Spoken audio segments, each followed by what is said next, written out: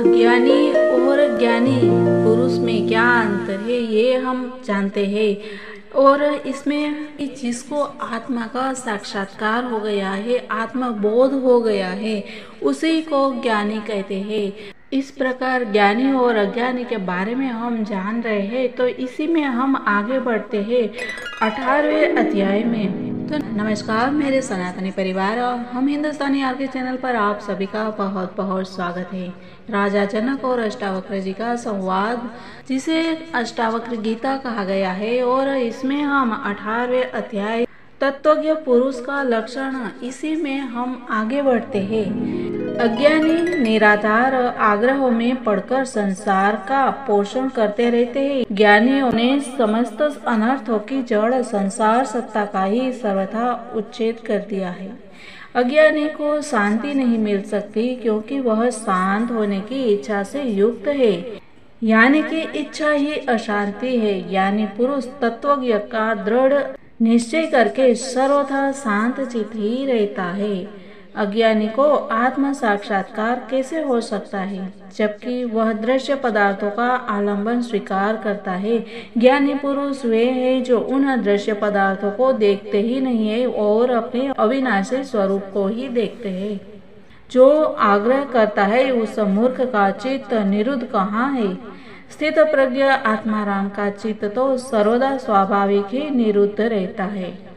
कोई पदार्थ सत्ता की भावना करता है और कोई पदार्थों की असत्ता की भावना करता है। ज्ञानी पुरुष तो भाव अभाव दोनों की भावना छोड़कर यूं ही निश्चिंत मस्त रहता है। बुद्धिहीन पुरुष अज्ञानवश अपने शुद्ध अद्वितीय स्वरूप का ज्ञान तो प्राप्त करते नहीं, भावना करते हैं, उन्हें जीवन पर्यंत शांति नहीं मिलती। मुमुक्षु पुरुष की बुद्धि कुछ न कुछ आलंबन ग्रहण किए बिना नहीं रहती। मुक्त पुरुष की बुद्धि तो सर्वथा निष्काम और निरालंब ही रहती है। अज्ञानी पुरुष विषय रूपी मत वाले हाथियों को देखकर भयभीत हो जाते हैं और शरण के लिए तुरंत निरोध और एकाग्रता की सिद्धि हेतु झटपट चित्त की गुफा में घुस जाते हैं। वासनाहीन ज्ञानी सिंह है, उसे देखकर विषय के मत वाले हाथी चुपचाप भाग जाते हैं।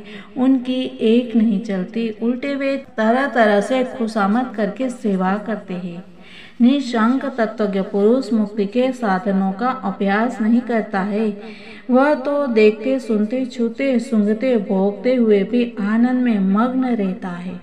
शुद्ध बुद्धि पुरुष वस्तु तत्व का श्रवण करने मात्र से आकुलता रहित हो जाता है। फिर आचार अनाचार अथवा उदासीनता पर उसकी दृष्टि नहीं जाती है।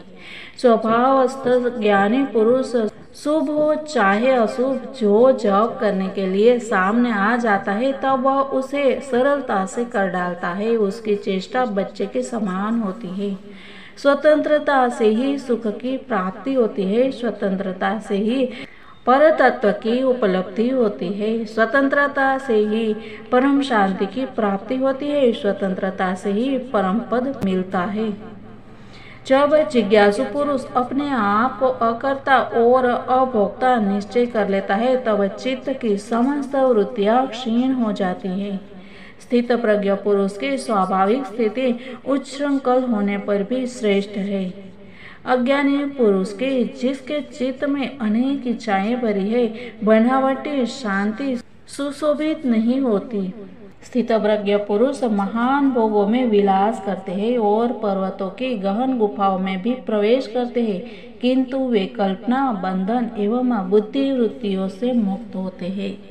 स्थित प्रज्ञ पुरुष क्षत्रिय देवता तीर्थ स्त्री राजा और प्रिय को देखकर उनका सत्कार करता है, परंतु उसके हृदय में कोई वासना नहीं होती है।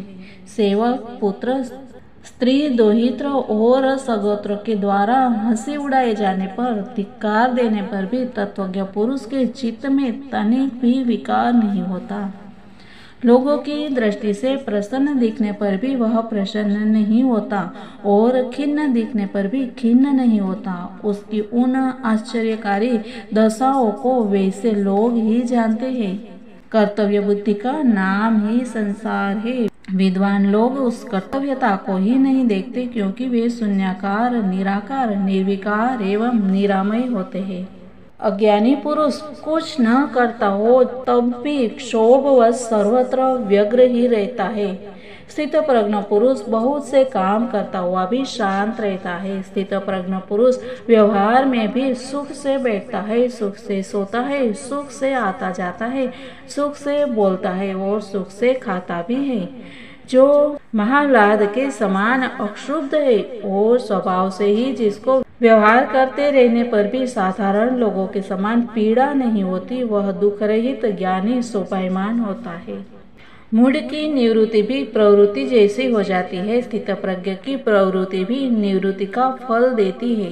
अज्ञानी पुरुष प्रायः गृह द्रव्यादि पदार्थों से वैराग्य करता दिखता है, परंतु जिसका देहाभिमान नष्ट हो चुका है उसके लिए कहाँ राग कहाँ विराग।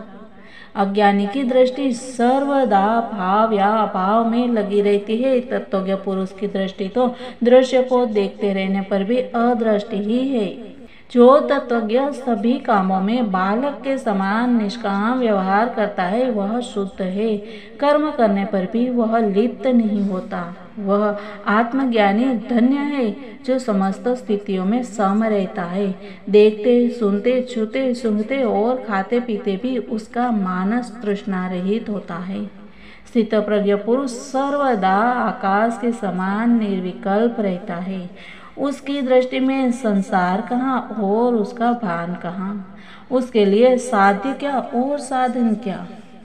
जिस तत्वज्ञ पुरुष को अपने अखंड स्वरूप में सर्वदा स्वाभाविक समाधि रहती है, जिसका लौकिक पारलौकिक कोई स्वार्थ नहीं है, जो पूर्ण स्वानंद घन है, वास्तव में वही विजयी है। बहुत कहने से क्या लाभ। तत्वज्ञ महापुरुष भोग और मोक्ष दोनों के प्रति आकांक्षा रहित होता है और सदा सर्वत्र राग रहित होता है। महतत्व से लेकर संपूर्ण द्वैत रूप दृश्य जगत नाम मात्र का पसारा है। शुद्ध बोध स्वरूप तत्वज्ञ ने जब इसका परित्याग ही कर दिया है, तब भला उसका क्या कर्तव्य शेष है। यह संपूर्ण दृश्य प्रपंच ब्रह्म मात्र है या कुछ नहीं है।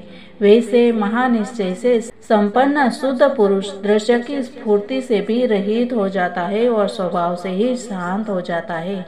जो शुद्ध स्फुरण स्वरूप है, जिसे दृश्य सत्तावान नहीं मालूम पड़ता, उसके लिए विधि क्या, वैराग्य क्या, त्याग क्या और शांति क्या।